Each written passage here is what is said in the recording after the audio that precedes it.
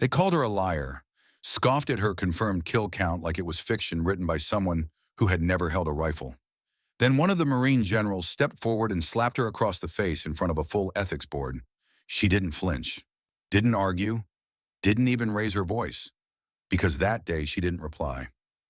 But 3 nights later, when both generals walked into her combat evaluation drill, still laughing about the number they said she made up, she didn't hesitate. She dropped them both. Legally, publicly, like a Navy SEAL. The windows were blacked out, not for secrecy, but for focus. Inside the conference chamber of Marine Corps Base Quantico's Eastern Warfighting Wing, the air felt held in place by rank alone. No phones, no note-taking. Just uniformed bodies positioned in a broad horseshoe around the center table. Each chair filled by a man or woman who had seen operational combat within the last 18 months. Navy, Marine Corps, Joint Command, inter-service evaluation on ethical conduct in theater. The fluorescent lights hummed above, casting a pale glow over the polished oak table. The room smelled of old coffee and military-grade discipline. American flags stood in the corners, their fabric motionless in the recycled air.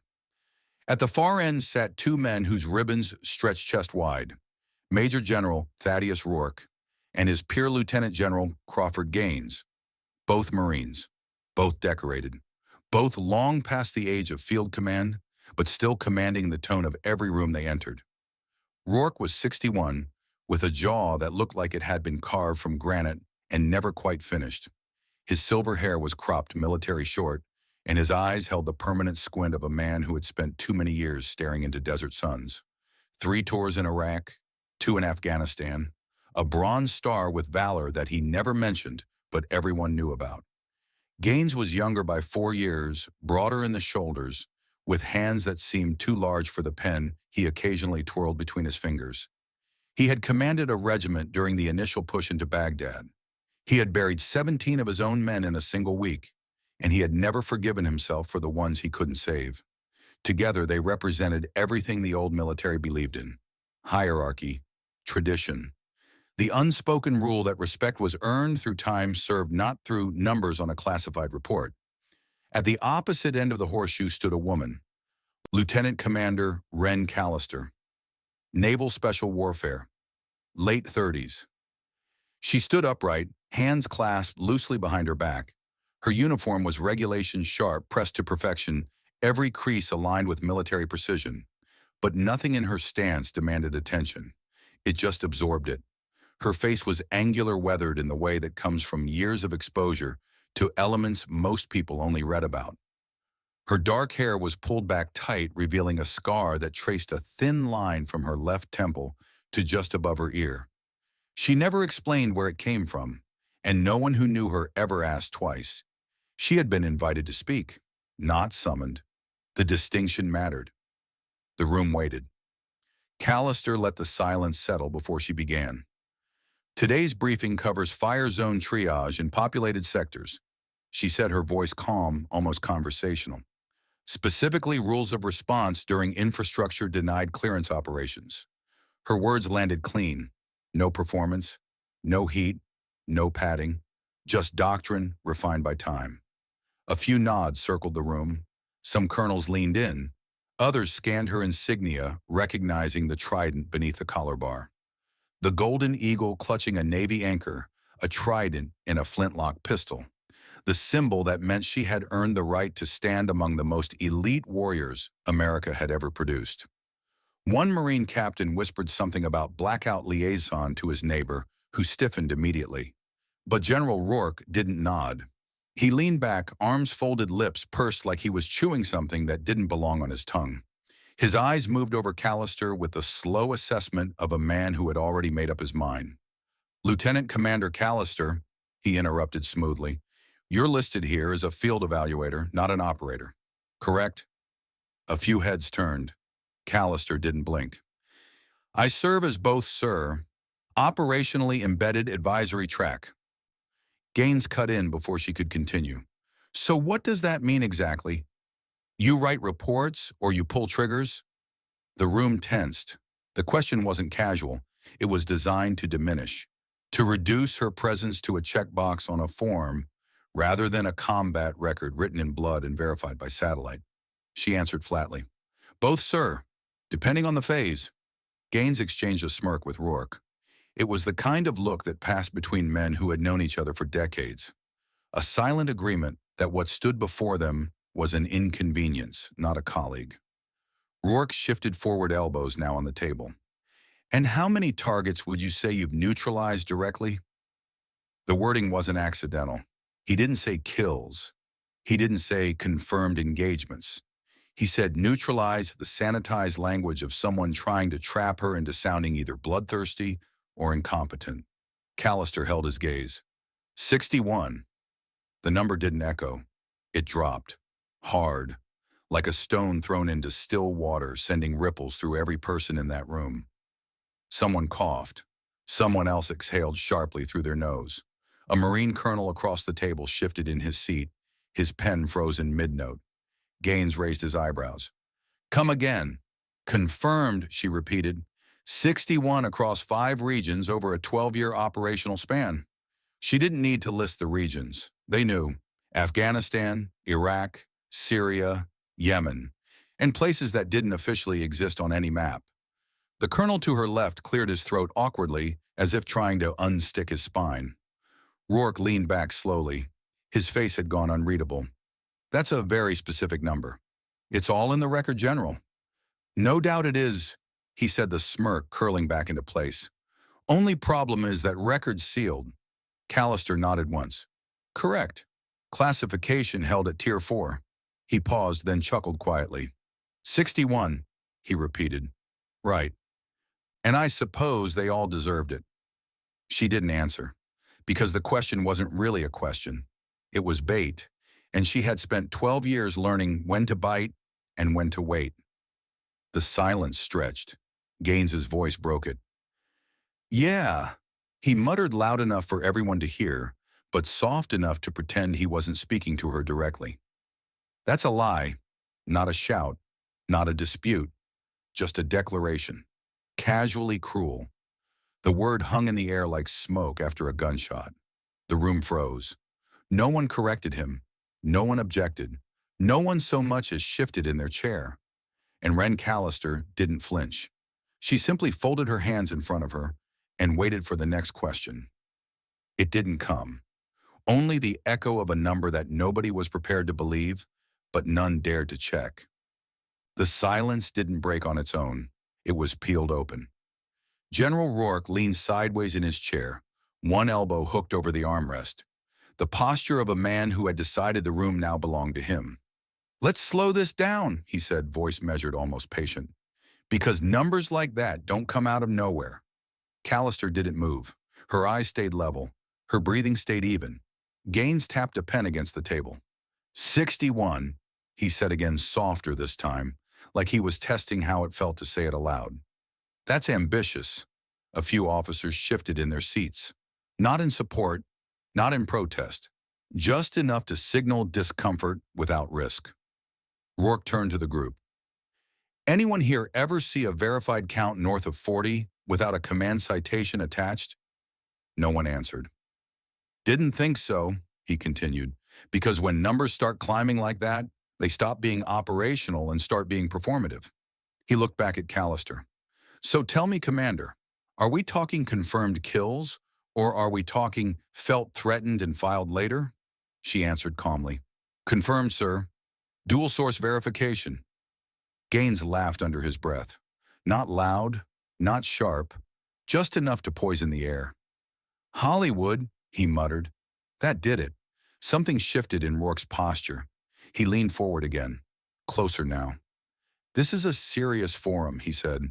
We don't inflate numbers here. We don't posture, and we don't let advisors come in and rewrite reality because it plays better on paper. Callister didn't raise her voice. I'm not here to impress anyone. No, Gaines cut in. You're here to sell a story. She turned her head slightly, just enough to acknowledge him. I'm here to answer the questions I was asked. Then answer this one honestly, Rourke said. How many of those 61 can you actually prove you pulled the trigger on? The phrasing was deliberate, a trap disguised as clarification. All of them, she replied. A Marine colonel across the table inhaled sharply, then stopped himself. His eyes flicked toward the generals as if checking whether reaction was permitted. Gaines pushed his chair back a few inches, boots scraping softly against the floor. That's incredible, he said, smiling thinly. Because I've spent my entire career watching people exaggerate by half just to sound competent. He looked her up and down, slow, evaluative, the kind of look that stripped away rank and reduced a person to something smaller. And you don't strike me as exceptional. The word lingered. Callister felt it then. Not anger, not fear, but recognition. This wasn't skepticism anymore. It was something older, meaner, the kind that didn't care whether she was right, only whether she stayed quiet. The figures are documented, she said, logged at the time of operation, reviewed and sealed. Rourke snorted. Convenient. Gaines leaned back, folding his arms. You know what I think, he said. I think you're padding numbers because no one in this room can call you on it. The room held its breath. He tilted his head, eyes narrowing. Which makes you a liar. No one spoke. The words sat there ugly and deliberate. Then Rourke finished it. Lying bitch. The phrase wasn't thrown. It was placed, set gently on the table like it belonged there. Like it was simply a fact that needed to be acknowledged. A few officers stared straight ahead. One looked down at his hands. Another swallowed hard and said nothing. The room had become a study in cowardice. 23 men and women in uniform, each of them trained to run toward gunfire, and not one of them willing to stand against 2 stars on a collar. Callister didn't react. She didn't straighten, didn't stiffen, didn't flinch. She simply met Rourke's gaze and said, Those numbers aren't a claim, sir. They're a record. That restraint, quiet and unyielding, didn't calm them. It did the opposite. Rourke stood. The distance between authority and abuse vanished in a single step. The room wasn't just quiet, it was complicit. Lieutenant Commander Ren Callister stood motionless as General Rourke closed the remaining steps between them. His boots made no sound on the conference carpet, but his posture said everything. He didn't walk like a man approaching a peer. He walked like someone who believed correction only flowed one direction, down. You know, he said, almost conversational, we make room at this table for specialists, consultants. He stopped half a foot from her, close enough that a lower-ranking officer would have stepped back out of instinct. She didn't. Not storytellers, he finished. Behind him, General Gaines watched with his arms crossed, a smirk that didn't quite reach his eyes. A few colonels kept their gaze forward, disciplined in posture, but visibly holding tension behind their brows. No one moved. Rourke's voice dropped lower. Now, you want to try that number again? Something realistic. Something that doesn't turn this whole damn place into a joke. Callister's voice, when it came, was measured, almost quiet. I stand by the number, sir. He didn't nod, didn't blink. He slapped her, open-handed across the cheek. No wind-up, no pause. Just the sound of flesh on skin and a sharp shift in the air. It wasn't loud, but it was final. The sound caught the lungs of every person in the room, froze them. Time didn't stop. It just stalled long enough for everyone to realize what had just happened. A 2-star general had just struck a junior officer in front of witnesses, in a formal military setting, over a number he didn't believe. Callister didn't stagger. Her head turned slightly with the impact, her chin angling down for half a second. Then she turned it back, slowly, precisely. She straightened her spine. Her hands didn't rise. Her stance didn't shift. She reached up, pressed her fingers once to her jaw, then let them fall to her side. No expression, no retort. She looked directly at Rourke.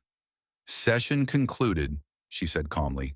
I'll log a summary for Joint Command. Then she turned cleanly and walked out. Not a single voice stopped her. The door clicked behind her like punctuation, not drama, just closure. Inside the room, Rourke slowly pulled his hand back to his side, like the energy had finally caught up to him. His smirk was gone, but he wasn't embarrassed, just still. Gaines broke the silence first, clearing his throat. She's not going to file anything, he said under his breath. You saw it. She knows. She crossed the line. Fabricated the number. No one answered him. No one laughed. Not this time. A junior staff officer near the back slowly gathered his notepad and stood to leave. Another followed. They didn't say anything. Didn't look at Rourke. They just left.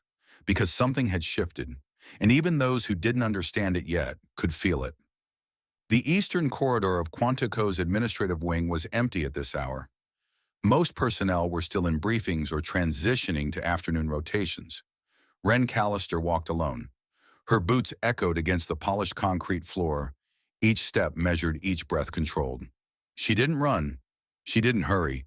She moved like a woman who had trained herself to function under fire, and this was simply another kind of battlefield. The fluorescent lights buzzed overhead. Her cheek throbbed where Rourke's palm had connected, but she didn't touch it. Wouldn't give him that satisfaction even in private. Ahead, the corridor split. Left toward the officers' quarters, right toward the training annex. She turned right. Not because she had somewhere to be, but because she wasn't ready to be alone with what had just happened. The hallway narrowed as she approached the equipment storage wing. Older construction here. Cinder block walls painted that particular shade of military green that seemed to exist nowhere else on Earth. She passed a fire exit, then a maintenance closet, then stopped. A figure stood at the far end of the hall, waiting. Master Chief Garrett Mercer, 62 years old, built like a man who had spent 4 decades refusing to let time win. His hair was silver now, cropped close to his skull, and his face carried the kind of lines that came from squinting through rifle scopes and standing in too many foreign suns. But his eyes were clear, sharp, and they were fixed on her. He wore civilian clothes, khakis and a dark polo, the uniform of a man who no longer had to prove anything but still carried himself like he could. A lanyard hung around his neck with a contractor badge that read, Tactical Training Consultant.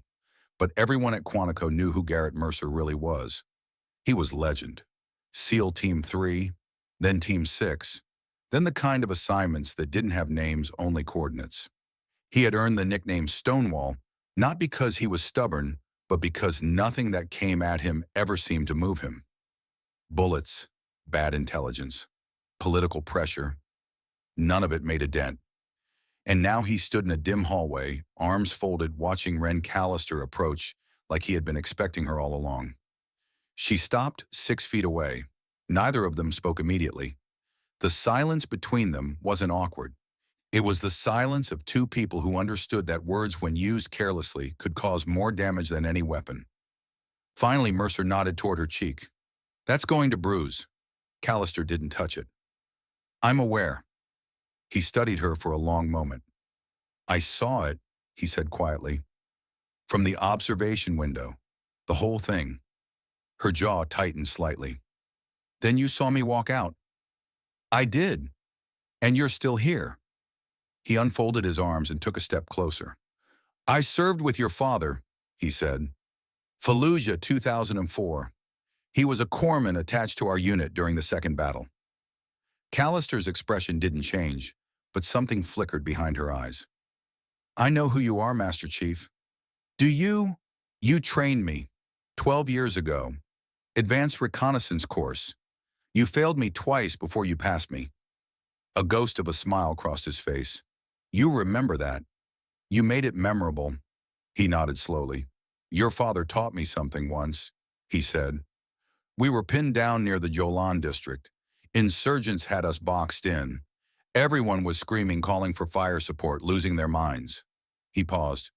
And your old man just sat there, calm as church, tending to a wounded Marine like the bullets weren't even there.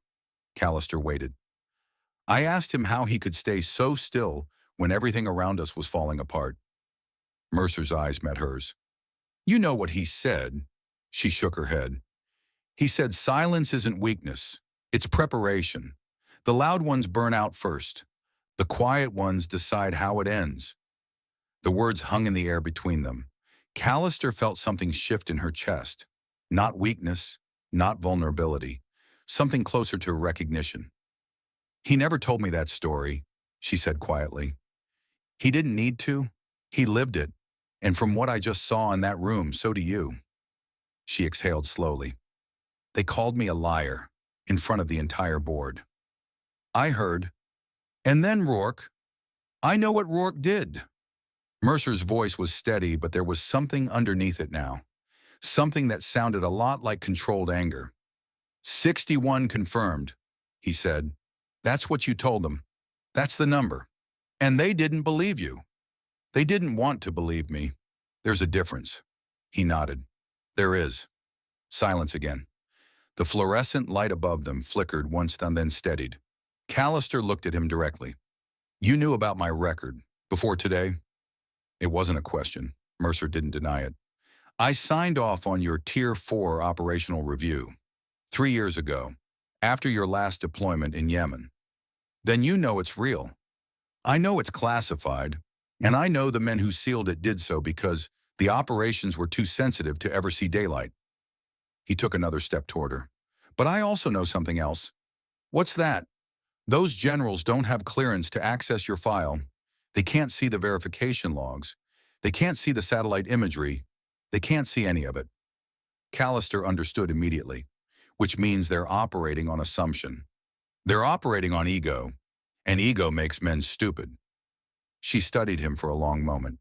What are you suggesting? Mercer didn't answer right away. He glanced down the corridor, checking for movement, then turned back to her. I'm not suggesting anything. I'm asking. What do you want to do about this? Callister felt the question settle into her bones. What did she want revenge known? That word felt too small, too personal. Justice closer. But still not quite right. What she wanted was simpler than that, and more dangerous. She wanted the truth to matter. She wanted the system that had protected her work for 12 years to do what it was designed to do. She wanted Rourke and Gaines to understand that striking a woman in uniform, calling her a liar in front of her peers, dismissing her record like it was fiction, those things had consequences. Not because she was vengeful, but because if they didn't, nothing she had ever done would mean anything. I want them to know they were wrong, she said finally. Not because I told them, because the record told them. Mercer nodded slowly. Then you're going to need a stage. What kind of stage? The kind where they walk in thinking they've already won, and walk out knowing they never had a chance. Callister's eyes narrowed. You have something in mind. I might. He reached into his pocket and pulled out a small card. On it was printed a single-line facility, 12 Bravo authorized personnel, only he handed it to her. Combat Evaluation Bay, Tier Verified Reflex Assessment. It's designed for operational performance validation, but it can be used for something else. What? Mercer's voice dropped. A demonstration, one that's logged, witnessed, and impossible to dismiss. Callister looked at the card in her hand. And the generals, you invite them, officially, through proper channels, as observers. They'll think it's a joke. Let them. That's the point. She looked up at him. And what happens when they show up? Mercer's expression didn't change, but something in his eyes did, something that looked a lot like anticipation. You show them what 61 really means. The sun had begun its slow descent over Quantico by the time Callister returned to her temporary quarters. The room was sparse. Single bed, metal desk, a window that overlooked the parade ground. She sat on the edge of the mattress and stared at the card Mercer had given her. Facility 12. Bravo. She had heard of it. Every operator had. It was where the most advanced combat evaluations took place, where reflexes were tested under conditions that simulated the chaos of real engagement. Infrared lighting, simulated fog, acoustic dampening, a controlled environment designed to strip away everything except instinct. And she was going to use it to destroy two generals. Not with violence, not with politics, with precision. She set the card on the desk and reached for her laptop. The email would be simple, formal, exactly the kind of invitation that Rourke and Gaines would dismiss as a desperate attempt to salvage pride. They would accept out of arrogance, out of a desire to watch her fail one more time. They would walk into that facility thinking they had already won, and they would be wrong. She opened a new message and began to type. Across the base in the shadow of the officers' mess, Rourke and Gaines stood in the fading light. They were laughing. "Did you see her face?" Gaines said, shaking his head. 61. Christ. I've heard better fiction from a lance corporal with a hangover. Rourke chewed on a toothpick. She folded. Paper skin and ego. That's all she ever was. You think she'll file something with what her feelings? They both laughed again. Neither of them noticed the figure watching from across the courtyard. Captain Declan Ashford, Navy, 47 years old, a career intelligence officer and current liaison to the Joint Operational Command. He hadn't spoken during the briefing, hadn't flinched during the slap, but now he was watching, and he knew exactly who Ren Callister was. He turned and walked back toward the administrative wing. There was a file he needed to review, and a conversation he needed to have with Garrett Mercer. That night in her quarters, Callister finished the email. She read it once, then twice, then pressed send. The message traveled through secure military servers, past firewalls and encryption protocols, and landed in two inboxes simultaneously. Major General Thaddeus Rourke, Lieutenant General Crawford Gaines, subject Operational Credibility Review, demonstration observer of participation requested. The body was brief, professional, unremarkable, but attached was a single-page PDF. Time 00 hours. Location Facility 12. Bravo Combat Evaluation Bay. Purpose Tier Verified Reflex Assessment for Operational Performance Validation. At the bottom, neatly typed, Liaison Officer LCDR W. Callister, Naval Special Warfare. Clearance Tier 4.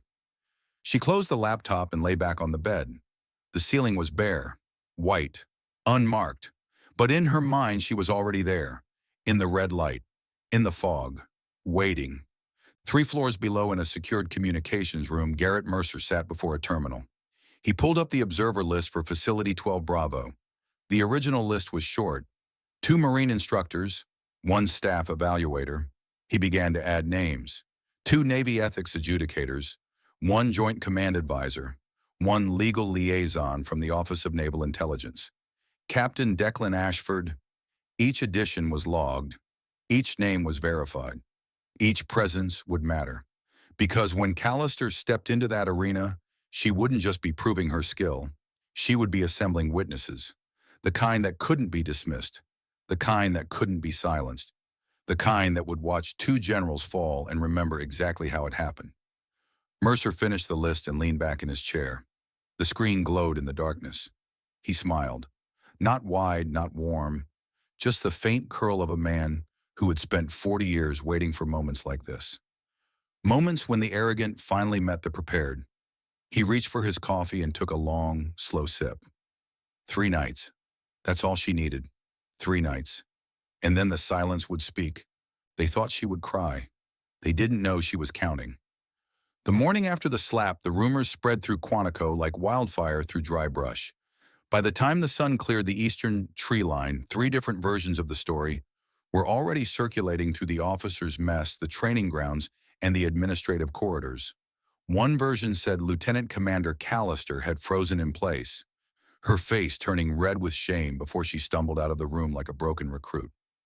Another claimed she had cursed under her breath, muttering something insubordinate that Rourke had generously chosen to overlook. A third suggested she had been so shocked by the confrontation that she couldn't speak at all, and that General Rourke had calmly taken control of the room to prevent it from turning into a circus. None of them were true, but all of them shared the same implication. She backed down.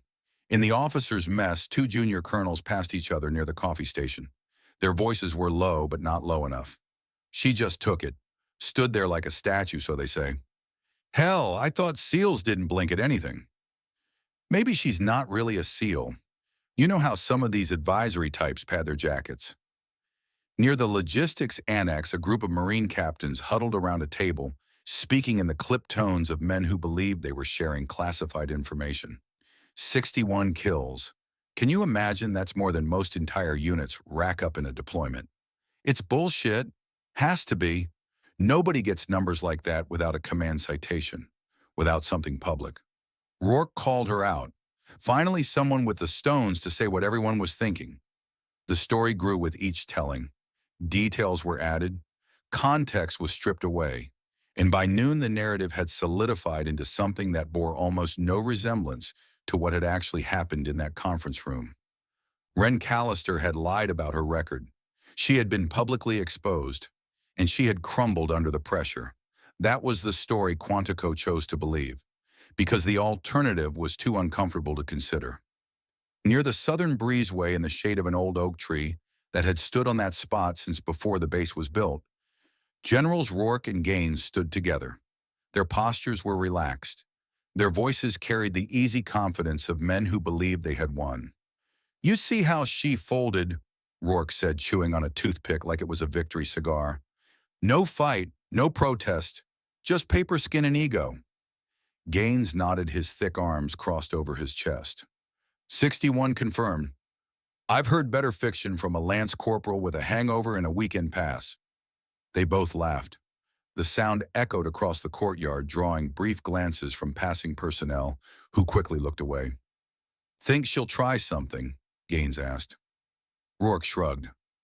"What's she going to do? File a complaint with what evidence? It's her word against ours, and last I checked, we outrank her by about 3 pay grades. And the witnesses? What witnesses? 20 officers who know better than to contradict a general over some glorified consultant." Gaines smiled. "Point taken." They stood in comfortable silence for a moment, watching a formation of recruits jog past in the distance. "You know what gets me?" Rourke said finally. "It's not even the lying. Everyone inflates their numbers a little. It's the arrogance. Walking into that room like she belonged there, like she had earned the right to lecture us on ethics. Some people don't know their place. Well, now she does." Neither of them noticed the figure standing in the shadow of the administration building, watching them from 50 yards away. Captain Declan Ashford had been an intelligence officer for 23 years. He had learned early in his career that the most valuable information often came not from what people said, but from what they believed no one was listening to hear.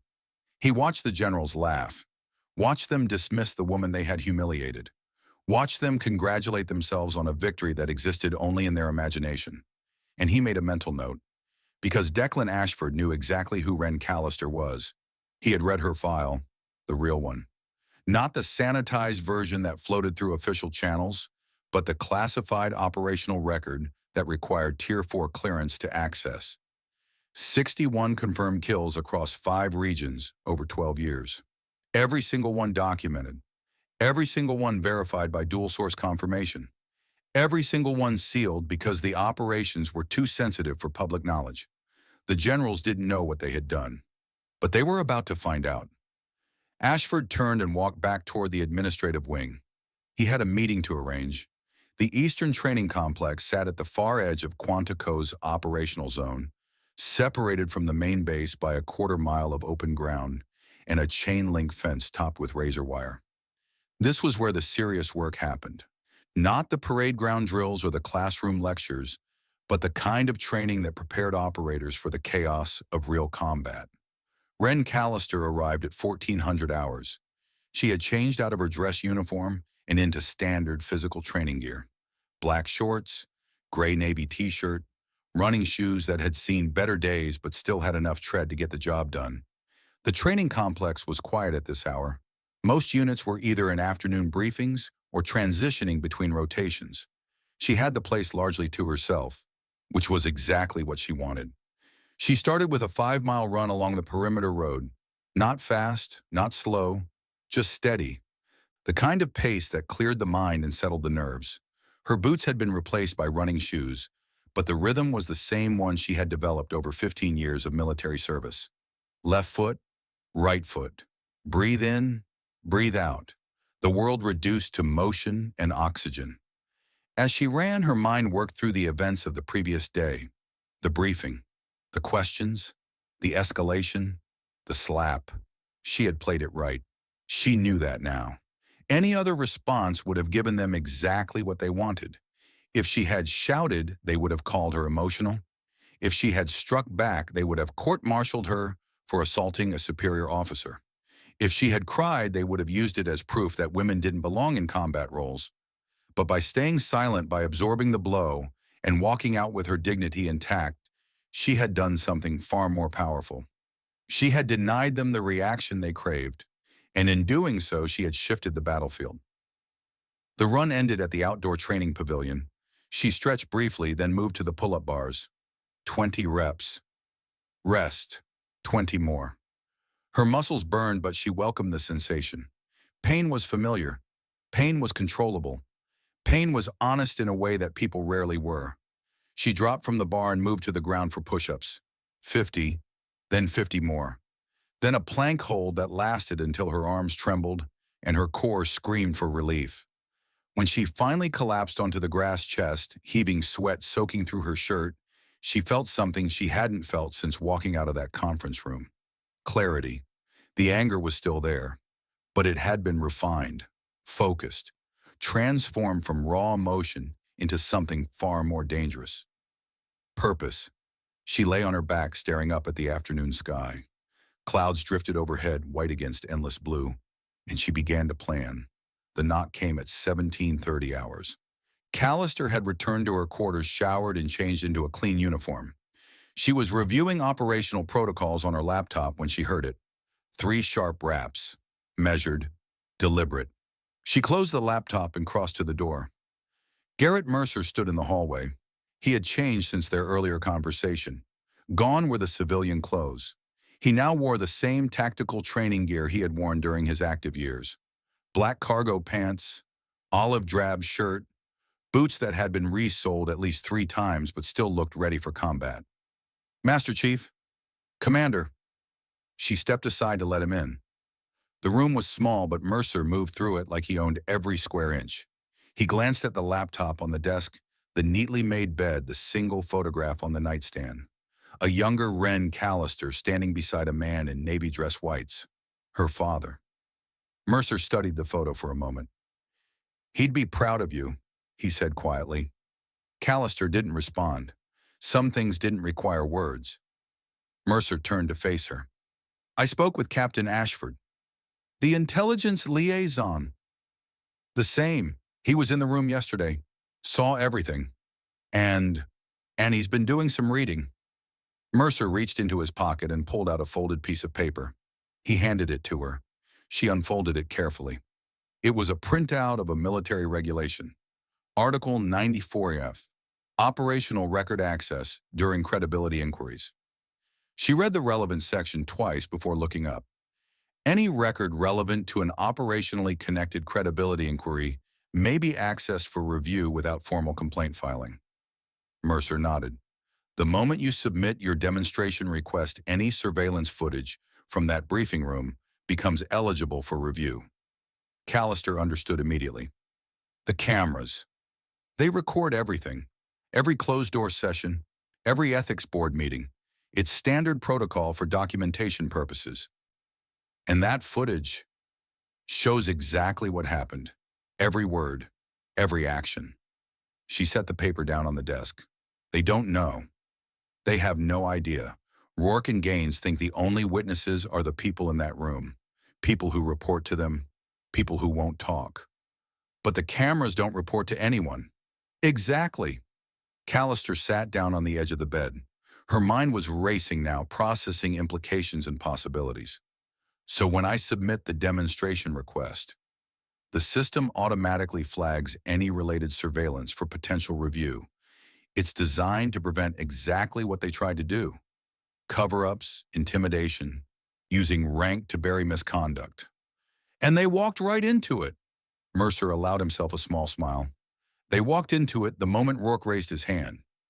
Silence settled between them. Callister stared at the regulation printout, seeing not just words on a page, but the framework of something larger. A trap. Not one she had set, but one the system itself had created.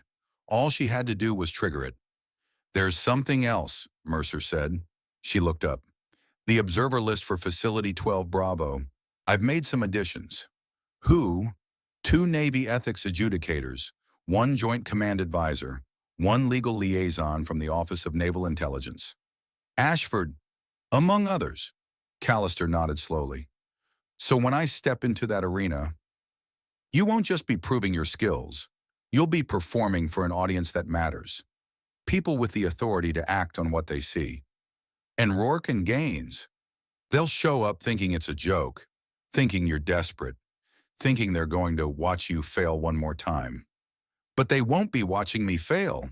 No, Mercer's voice dropped. They'll be watching themselves fall. That night alone in her quarters, the memories came unbidden. Afghanistan.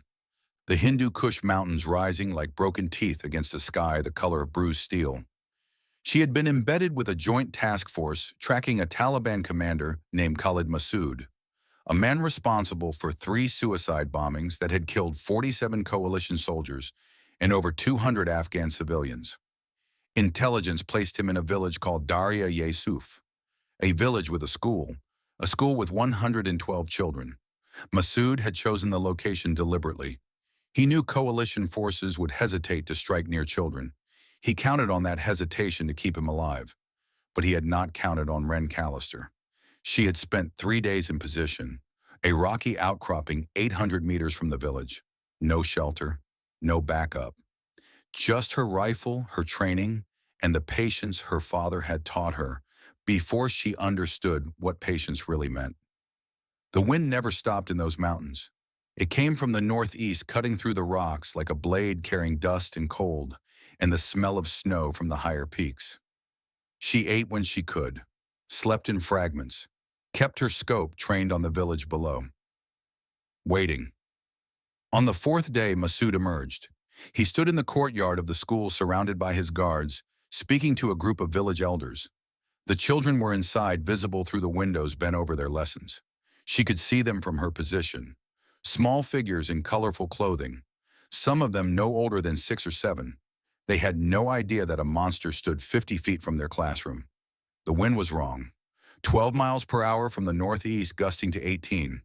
At 800 meters, that meant a lateral drift of nearly 2 feet. She adjusted, breathed, waited. Massoud moved, one step to the left, then another, positioning himself directly between 2 of his guards using their bodies as shields. He was smart, but not smart enough. She saw the gap. A window of 18 inches visible for maybe 2 seconds as the guards shifted their weight. Her finger found the trigger. Not pressure, not yet, just contact. The crosshairs settled on the base of his skull. She exhaled half a breath and squeezed. 1 shot, 1 kill. The round traveled for 1.3 seconds before it found its target. Massoud dropped without a sound. His guards scattered. The village erupted into chaos. But the children were safe, 112 of them, alive because she had waited, because she had trusted her training, because she had refused to take a shot that might have missed and given away her position. That was kill number 47, and it was sealed not because it was shameful, but because the operation that put her in that position officially never happened, because the government that authorized it could never acknowledge it, because the children who survived would never know how close they had come to dying in a retaliatory strike that Massoud had been planning for weeks. She had saved them, and no one would ever know. 61 confirmed kills, each one a story, each one a life she had taken so that other lives could continue. She did not speak about them because they were not trophies. They were responsibilities, and she carried every single one. Callister opened her eyes. The ceiling of her quarters stared back at her, blank and indifferent. The memory of Afghanistan faded slowly, replaced by the quiet hum of the air conditioning and the distant sounds of the base settling into night. She reached for the lamp and clicked it off. Tomorrow she would send the invitation. Tomorrow she would set the trap. But tonight, just for a moment, she allowed herself to remember why she did what she did. Not for glory, not for recognition, for the children who would never know her name, for the soldiers who came home because she was watching, for the father who had taught her that the measure of a warrior was not the noise they made, but the silence they kept. She closed her eyes, and for the first time in 3 days she slept. The sun was setting over Quantico when Callister walked alone through the Eastern Memorial Garden. This part of the base was rarely visited after hours. Too quiet, too removed from the constant activity that defined military life. But she had always found peace here. among the stone monuments and bronze plaques that honored those who had served and sacrificed. She stopped before a particular marker, a simple granite slab inscribed with a name and a date. Chief Petty Officer Marcus Callister, 1962-2004. Her father, he had died in Fallujah 3 days after his 42nd birthday, an IED hidden beneath a pile of rubble. He had been treating a wounded Marine when it detonated. The Marine survived. Her father did not. She had been 23 years old, already in the Navy, already on the path that would eventually lead her to the SEALs, already shaped by his example in ways she was only beginning to understand. She knelt before the marker and placed her palm flat against the cold stone. "I could use your advice right now," she said quietly. The wind stirred the leaves overhead, but no answer came. None ever did. She closed her eyes and let the memories surface. Her father teaching her to shoot in the backyard of their Virginia home. Her father reading mission reports at the kitchen table while she did homework beside him. Her father at her graduation from basic training, his eyes bright with pride, he was too stoic to voice. And the last conversation they ever had 3 days before he deployed for the final time. "Remember," he had told her, "the measure of a warrior isn't how loud they fight. It's how long they endure." She opened her eyes. The sun had dropped below the tree line, casting long shadows across the memorial garden. She stood. "They think I'm going to break," she said to the stone. "They think because I'm quiet, I'm weak. Because I'm a woman I don't belong." She paused. "I'm going to show them what 61 really means. Not a number, a record." She stepped back from the marker. "You taught me to wait for the right moment. I've found it." She turned and walked away. Behind her, the memorial garden settled into twilight silence. But somewhere in that silence, she could almost hear her father's voice. Not words, just presence, approval, and the steady, unshakable faith of a man who had always believed his daughter was capable of anything. The email arrived in Rourke's inbox at 07:23 hours.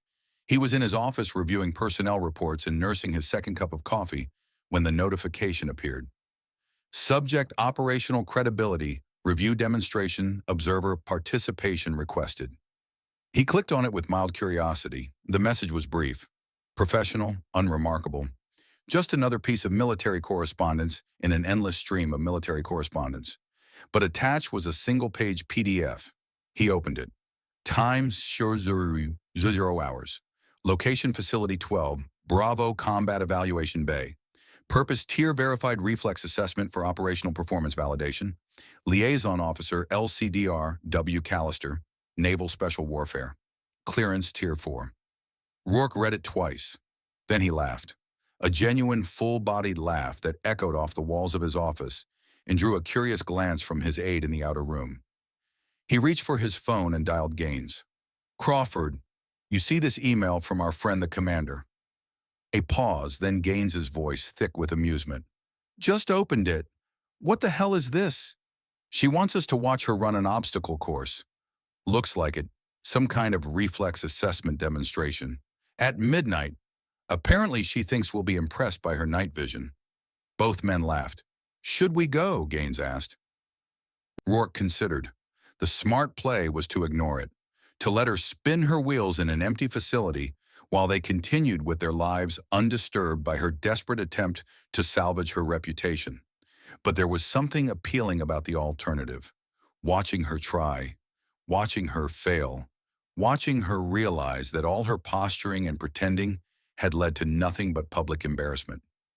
"You know what?" Rourke said. "Let's do it. Let's give her the audience she so desperately wants." "Seriously? Why not? It'll take an hour tops. And afterward, we'll have one more story to tell about the consultant who thought she was a warrior." Gaines chuckled. "Fair enough.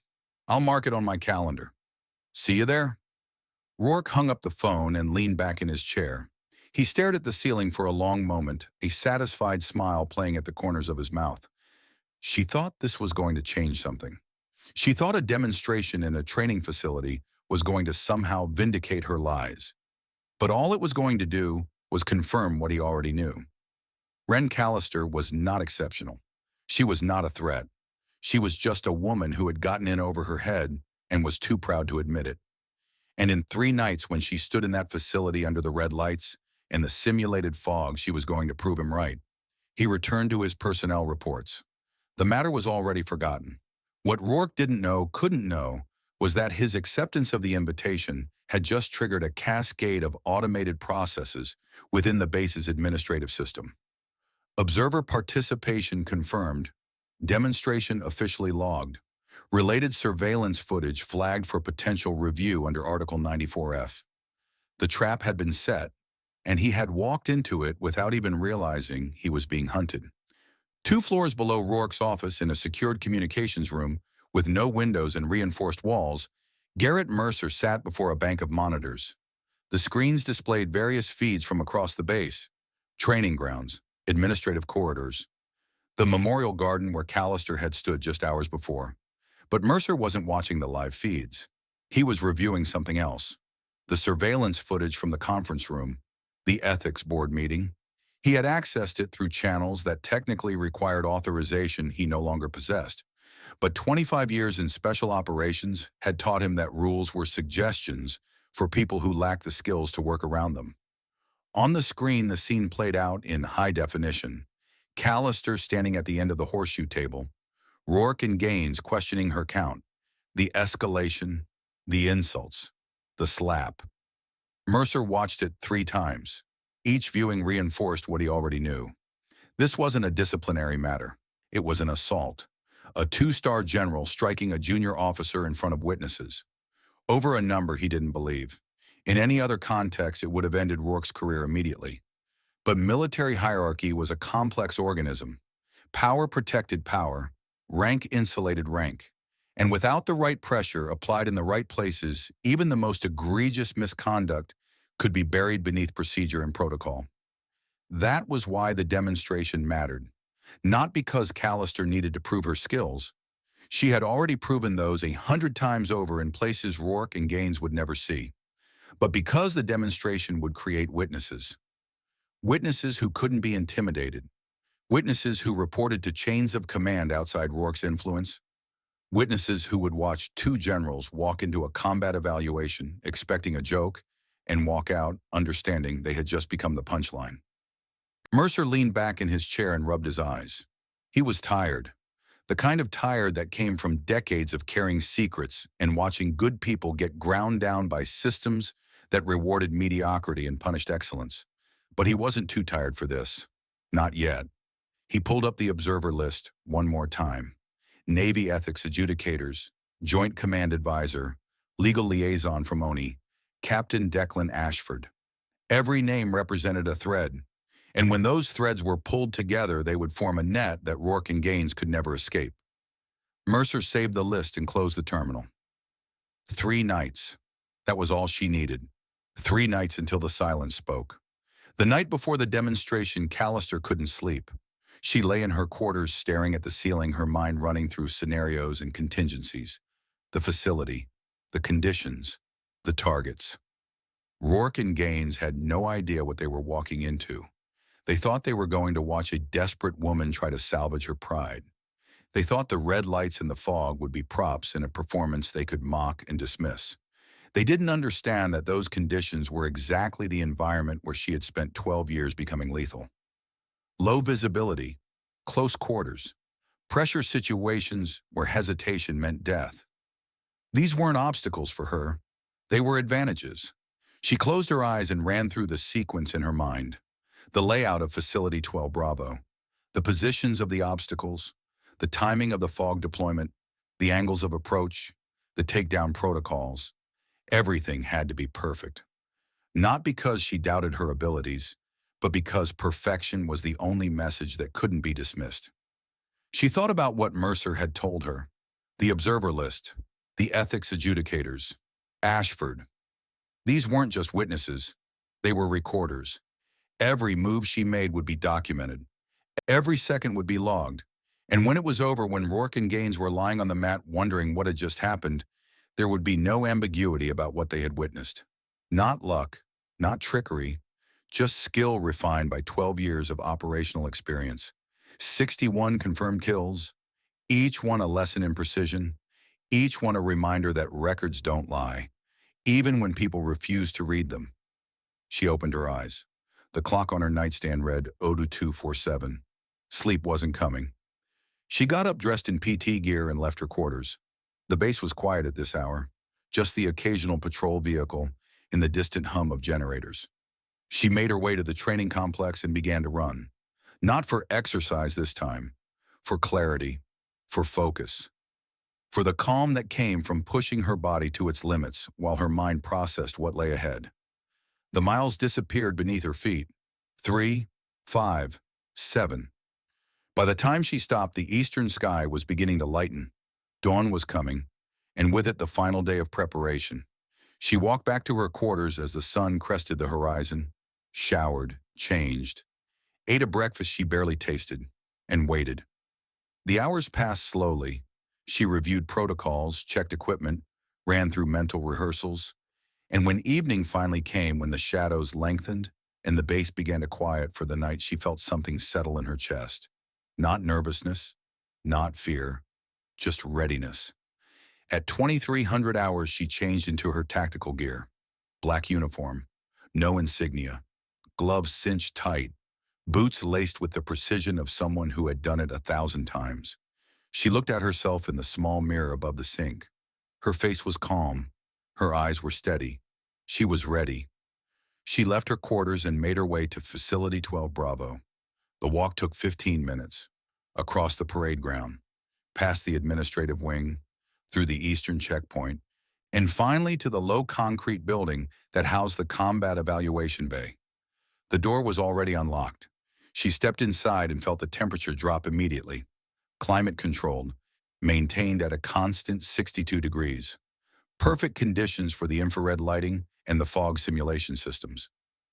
She made her way to the control panel and signed in. The screen glowed in the darkness, casting pale light across her features.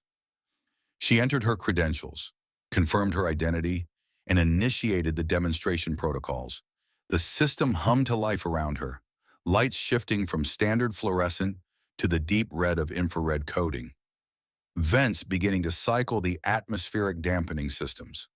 Acoustic panels adjusting to create the sensory deprivation environment that simulated the chaos of real combat. She walked to the center of the evaluation grid and stood alone. No audience yet, no witnesses, just her and the silence. She closed her eyes and breathed. In, out, in, out. Somewhere above her in the observation tower, she heard movement. Footsteps, voices. The observers were arriving. Mercer would be among them.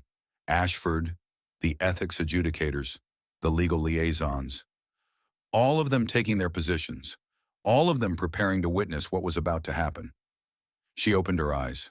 The red light washed over her, turning everything into shadows and angles. The fog would come soon, and then so would the generals. She waited, patient, still, ready. The door at the far end of the facility opened. Two figures stepped through. Rourke, Gaines.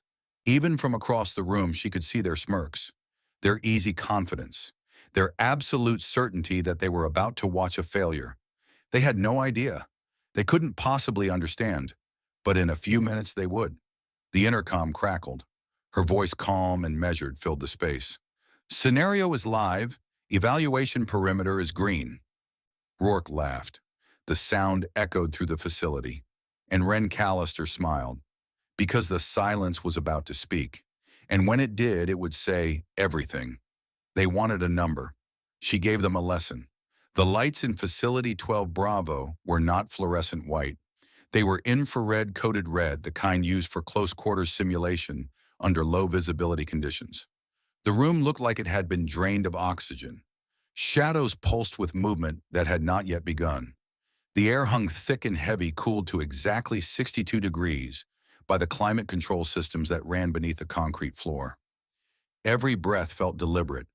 Every sound seemed amplified by the acoustic dampening panels that lined the walls. This was not a training room. This was a hunting ground. Inside the briefing grid, Lieutenant Commander Ren Callister stood alone. No clipboard, no lecture voice, just a fitted black tactical uniform with no insignia, no padding, no decoration of any kind. Her braid was pinned tight under a mesh cap. Gloves cinched at the wrists, breath steady and measured. She made no eye contact with the observation deck above. She did not need to. She knew exactly who was watching. In the control tower, Master Chief Garrett Mercer stood at the observation window with his arms crossed over his chest. Beside him, Captain Declan Ashford reviewed a tablet displaying the demonstration parameters. Two Navy ethics adjudicators sat in the row behind them, their faces illuminated by the soft glow of their recording devices. A legal liaison from the Office of Naval Intelligence occupied the corner seat, a notepad balanced on his knee. Every one of them had been carefully selected. Every one of them had the authority to act on what they witnessed. And every one of them was about to see something they would never forget. The intercom crackled. Callister's voice filled the facility, calm and precise. Scenario is live. Evaluation perimeter is green. At the far end of the grid, the entry gate slid open with a pneumatic hiss. Two figures stepped through. Major General Thaddeus Rourke, Lieutenant General Crawford Gaines. They were dressed in combat fatigues with sleeves rolled to the elbow. No helmets. Prop rifles slung loosely over their shoulders. The casual posture of men who believed they were attending a comedy show rather than a combat evaluation. Rourke was grinning as he crossed the threshold, his silver hair catching the red light like burnished copper. Gaines walked beside him with his hands stuffed into his pockets, his broad shoulders loose and relaxed. They looked around the facility with expressions of mild amusement. "This is where we prove we're unqualified," Rourke said to the room, his voice carrying easily through the dampened air. Gaines barked a laugh. "Don't worry, if she tries to tackle us, we'll file an HR complaint." One of the staff instructors in the observation tower shook his head slowly. Mercer's expression remained unchanged. He had seen this before. The arrogance of men who had climbed so high, they had forgotten what it felt like to fall. The intercom buzzed again. Callister spoke. "This is a two-part reflex assessment under Joint Command guidelines. All participants have signed waiver clearance." She faced them, now expressionless. Task 1. Pressure adaptive maneuvering under simulated fog of war conditions. Rourke scoffed. "We know the drill, Commander." Callister did not respond. She tapped the comm unit on her wrist. "Begin sequence." Instantly, the floor grid changed. Pneumatic hisses opened sliding panels along the baseboards. Fog simulant vapor sprayed from concealed vents, rising in thick white clouds that swallowed the lower half of the room in seconds. The temperature dropped another 3 degrees. Acoustic dampeners engaged with a low hum, reducing ambient sound to almost nothing. Vision narrowed to 5 feet. Beyond that distance, everything became shadows and suggestion. The general smirked. Gaines moved first, pushing off from his relaxed stance with the easy confidence of a man who had been in combat zones before the woman across from him was born. "All right, boys," he called over his shoulder. "Let's flush the myth out." He did not get the second sentence out. Callister was already there, a blur low and to his left. His rifle rose too late. She redirected it with her forearm, using the momentum of his own movement against him. Her palm struck the barrel aside as her body pivoted behind his dominant side. In one fluid motion, she hooked her elbow through the sling strap and used it to pull his own arm across his neck like a lever. One twist, one drop, one silent fall. The sound of his body hitting the mat barely registered over the white hiss of vapor. "Gaines neutralized." The words came through the intercom, calm and clinical. In the observation tower, one of the ethics adjudicators leaned forward in his seat. Ashford's stylus froze above his tablet. Mercer did not move. He just watched. Below, Rourke was still turning to see what had happened to his colleague when the fog shifted beside him. He sensed movement rather than saw it. His instincts, honed by decades of command, told him to raise his guard. But his instincts were 30 years out of practice.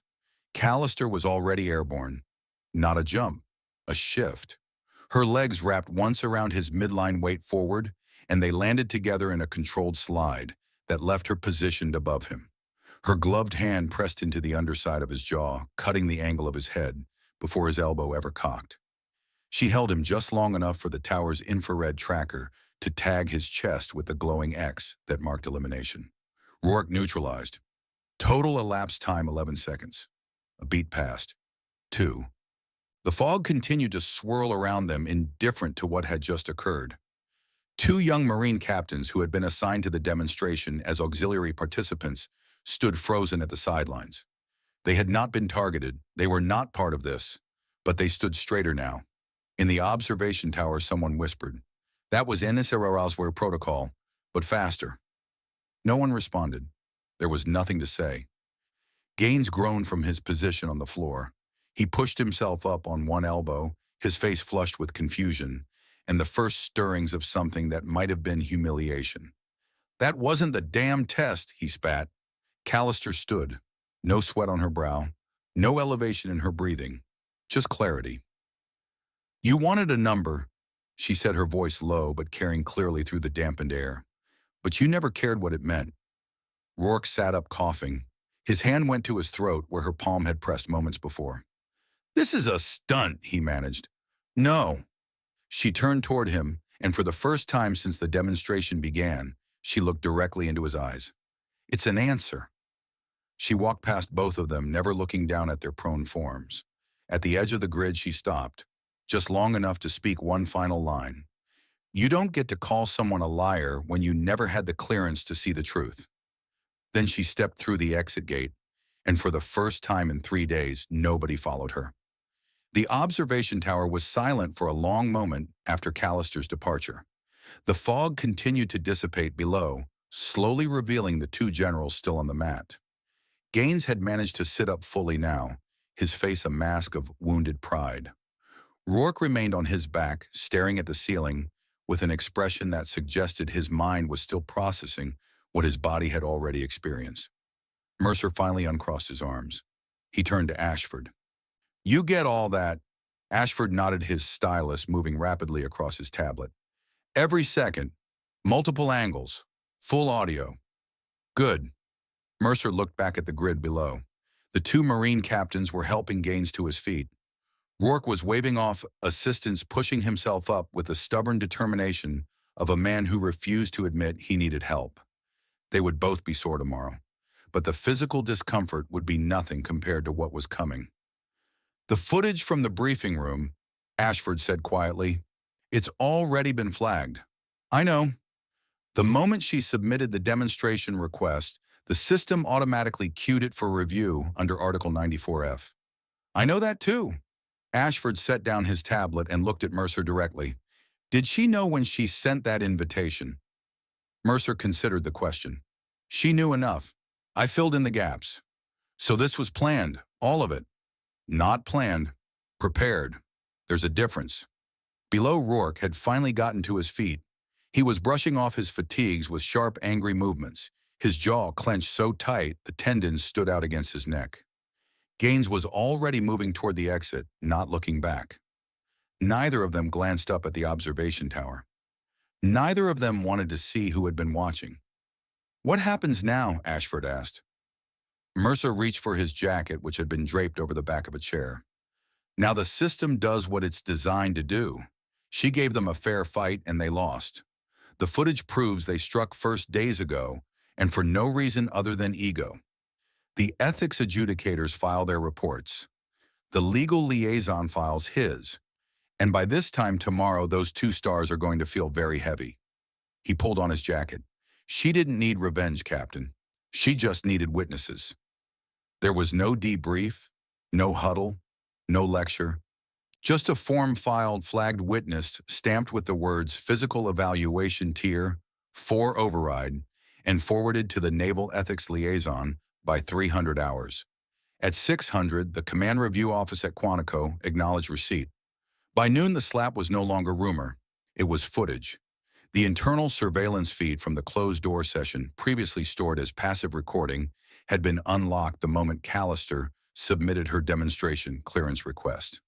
Under Article 94F, any record relevant to an operationally connected credibility inquiry was eligible for review without formal complaint, and now it was being reviewed. Captain Declan Ashford stood beside a legal analyst in a sealed playback room, arms crossed as the video replayed the moment General Rourke crossed the floor and struck Callister. There was no angle dispute, no sound distortion. The audio captured her exact words. "Session concluded.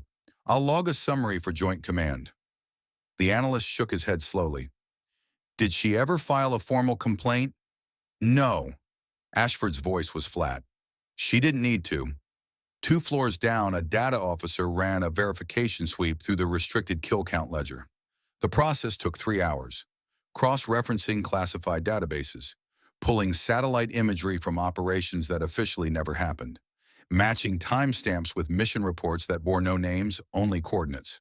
Callister's designation populated on 5 operational reports, each one marked with a unique black tag, shorthand for Tier 4 sealed action with third-party confirmation. All 5 had cross-confirmation logs. Each operation had timestamped satellite or ISR feeds. Each shot was documented, and all 61 were accounted for. The data officer stepped away from his screen. He rubbed his face with both hands and muttered under his breath, "Damn." He had been in military intelligence for 18 years. He had seen classified records that would give most people nightmares, but he had never seen a count like this. Not attached to a single operator, not verified to this degree of precision. She had not been lying. She had not even been exaggerating. If anything, her number was conservative, because the data officer had found evidence of at least 7 additional engagements that had not been formally logged due to the sensitivity of the operations. 61 was the floor, not the ceiling. He closed the database and initiated the standard notification protocols. Within the hour, his findings would be on the desk of every reviewing authority connected to the case. And the generals who had called her a liar would discover that their careers had just been measured against a record that made their combined accomplishments look like training exercises. By 1500 hours, General Rourke had received an official inquiry notification. Not an accusation, not yet. Just a request for contextual clarification under internal review. The message was copied to Gaines. Rourke read it in his office alone, with the blinds drawn and the lights off. The words blurred together on the screen. Inquiry, review, clarification requested. But the meaning was clear. They knew. Someone had accessed the footage. Someone had verified her record.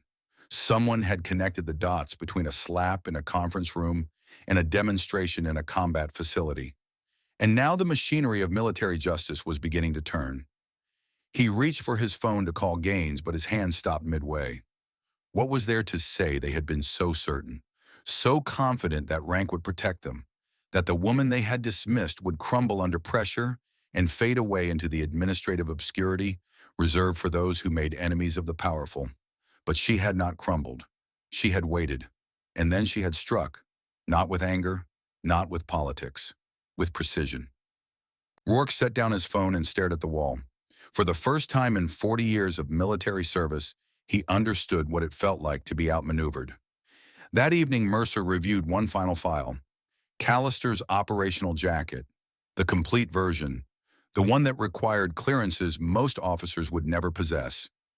He sat alone in his quarters, the folder open on his desk, a single lamp casting warm light across the pages. The cover sheet read, Name Callister, Wren Branch, United States Navy, Special Warfare Command Role, Operational Liaison, Tier 4, Evaluator Clearance, Top Secret Compartmentalized Recommendation, Active Classification, Retention, Performance Record, Exemplary Infractions Logged, None Complaints Filed, None Status Verified. He turned through the pages slowly. Deployment records from Afghanistan stretching back 12 years. Commendations that would never be made public. After-action reports from operations that would never appear in any history book. And the kill count. 61 confirmed. Each one a person. Each one a threat that no longer existed because Wren Callister had been in the right place at the right time with the right skills. He closed the file. The lie had not been hers. The overreach had not been hers. And now the record had caught up to both men who said it was. He reached for his coffee and took a long, slow sip. Inside the formal review chamber, the chairs were already being arranged. There would not be press.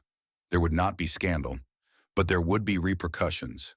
The kind that left no mark except in a file that would follow them for the rest of their lives.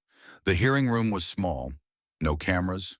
No court, no salutes, just 5 chairs arranged in a line, and a table where no one raised their voice. General Rourke sat with his back straight, uniform-pressed jaw, locked at an angle that suggested control he no longer possessed. General Gaines sat beside him, his expression dull, neither apologetic nor defiant, just waiting for the script. But there was no script, because no one was going to read one for them. At the opposite table, Captain Declan Ashford read directly from the findings. The review confirms physical contact was initiated by General Rourke against Lieutenant Commander Callister during a closed-door session. He paused. No provocation, no role-play context, no misunderstanding. He set down the first page. Witnesses support this. Video confirms this. No rebuttal came. Rourke did not nod, did not deny it. He just looked past Ashford like he could will the words away by ignoring their shape. Gaines was next.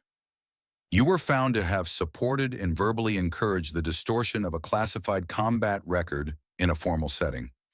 You referred to the service record as Hollywood fiction and contributed to an atmosphere of professional degradation. Gaines stared at the edge of the table. His fingers were interlaced on the surface before him, knuckles white. Neither man was asked to respond, because this was not about narrative, it was about record. Effective immediately, Ashford continued, both officers are removed from inter-service command participation. Formal censure is issued to each file under Article 47. Review Board recommendation is permanent retirement from active policy consultation roles. No one stood up. No one protested. The punishment was not flashy. It was not public. But it would follow them for the rest of their careers. Every promotion board, every security clearance review, every opportunity that required a clean record. This would be there, waiting. 2 floors above Ren Callister signed a single acknowledgement form. It was not a complaint. It was not a petition, just confirmation that the record had corrected itself. A secretary handed her a secondary document. Captain Ashford filed an internal commendation, she said, requested submission to command review. Callister scanned it briefly. She did not smile, just offered a quiet, polite response. Declined submission. The secretary blinked. Ma'am, respectfully, Callister said, folding the form and placing it back on the desk. We don't decorate discipline. She turned to leave. The moment was already behind her. Back in the review room, Rourke and Gaines were escorted out through the side hallway. No cuffs, no reprimands, just silence and a resignation packet each. They walked with the measured steps of men who had been defeated but refused to show it. Their backs were straight, their chins were level, but something had gone out of them. The certainty, the authority, the unshakable belief that they were always right because they had always been in charge. That was gone now, replaced by the hollow understanding that the world did not work the way they thought it did. That rank was not armor, that numbers on a classified report could mean more than ribbons on a chest, that a woman they had dismissed could stand in silence, absorb their cruelty, and then dismantle their careers without ever raising her voice. They passed through the exit doors and stepped into the afternoon sunlight. Neither of them looked back. The air outside Quantico's admin block smelled like rain, though none had fallen. Lieutenant Commander Ren Callister walked the eastern path beside the perimeter fence alone. No escort, no one trailing behind to ask questions, just the steady rhythm of boots on concrete and a wind that had not decided whether to cool the place off or carry the tension further downfield. She was not in uniform anymore. Black PT shirt, regulation slacks, standard base clearance badge tucked into her waistband. The guards at the north gate straightened slightly when she passed.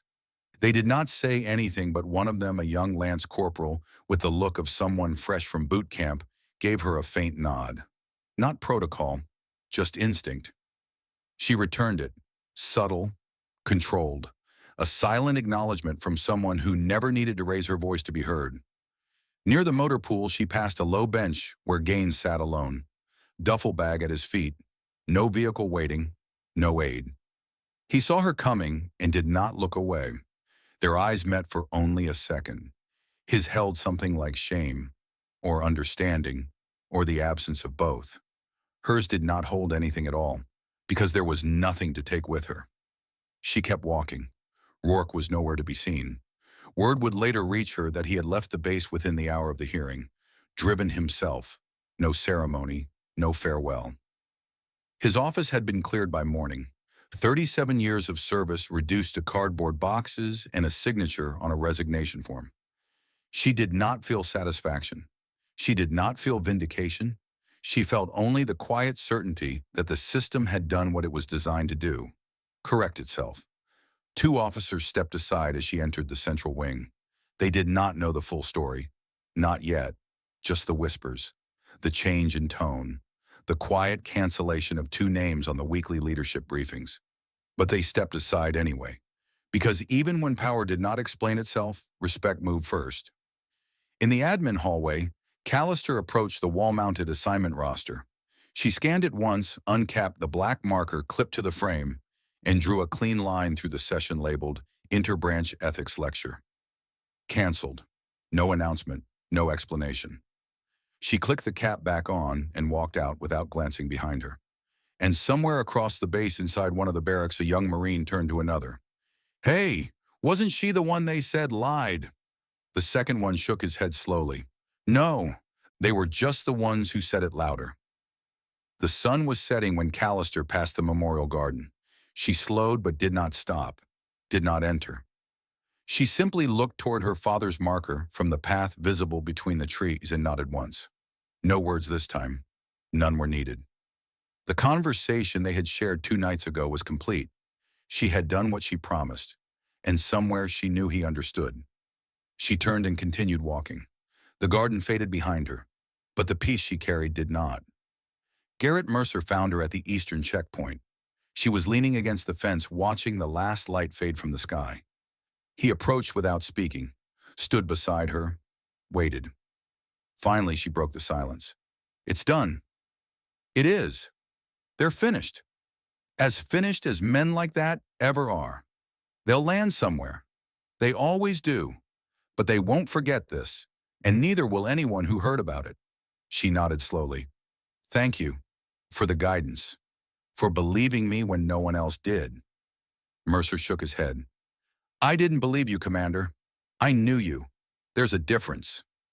She looked at him then. Really looked. And for the first time since the briefing room, she allowed herself to feel something other than focus. "My father," she said. "You really served with him." "I did, for 7 months. It was enough to know who he was. And when I met you 12 years ago, when I watched you fail that course twice and come back harder each time, I knew exactly whose daughter I was looking at." He turned to face her fully. "He would be proud of you, Wren. Not for what you did to those generals, but for who you are. For the discipline it took to stand in that room and take what they gave you. For the patience it took to wait for the right moment. For the wisdom it took to let the system do what you could not do yourself." He paused. "That's not revenge. That's character." She did not respond. Some things did not require words. They stood in silence for a long time, watching the darkness gather, listening to the sounds of the base settling into night. Finally, Mercer spoke again. "What's next for you?" "I don't know. There will be assignments, briefings, the usual rotation." "No, I mean what's next after this, after everything?" She considered the question. "I keep doing the job, the same way I've always done it, quietly, professionally, without needing anyone to know my name." Mercer smiled. "That's exactly what your old man would have said." He reached into his pocket and pulled out a small object, a challenge coin, the kind passed between operators to mark shared experience. This one was old, worn smooth by decades of handling. On one side was the sealed trident, on the other a simple inscription, "Silence is not weakness, it is preparation." He held it out to her. "Your father gave me this, the day before he deployed for the last time. He said if I ever met someone who deserved it more than he did, I should pass it on." Callister stared at the coin. "I can't accept this." "You don't have a choice. It's not a gift. It's an inheritance." He pressed it into her palm. "Welcome to the legacy, Commander." She closed her fingers around the coin, felt its weight, its history, its meaning. And for the first time in 3 days, she smiled. Not wide, not bright, just the faint curl of a woman who had been through something difficult and come out the other side stronger. Thank you, Master Chief. Don't thank me. Just keep being who you are. The world needs more people who know how to wait. He turned and walked away. His footsteps faded into the darkness. And Ren Callister stood alone at the edge of the base, the challenge coin warm in her palm, watching the stars emerge one by one in the vast Virginia sky. She never spoke about the 61 again, but everyone at Quantico knew. Silence was not weakness. It was preparation, and sometimes the ones who wait are the most dangerous of all.